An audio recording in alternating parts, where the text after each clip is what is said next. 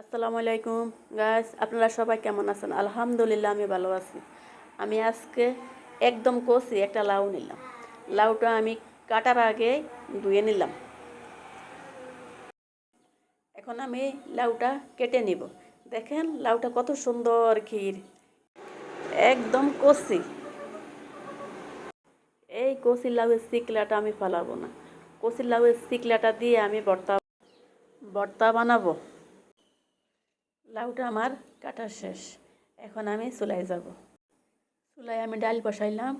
ডালের বলক আসছে, এখন আমি পেঁয়াজগুলি ফালিয়ে দিব। এখন কিছু কাঁচামরিচ, হলুদ, লবণ, রসুন বাটা দিয়ে দিলাম। আমি আজকে লাউর সাথে কিছু আলুও দিব। কিছু আলু দিলে লাউর টেস্টটা অন্যরকম আসে। এখন আলু দিলাম, লাউগুলি দিলাম, দিয়ে মোটামুটি আমার রান্না হয়েছে। এখন এখন আমি বাগার দিয়ে নিব। চুলায় আমি একটা কড়াই বসিয়ে দিলাম।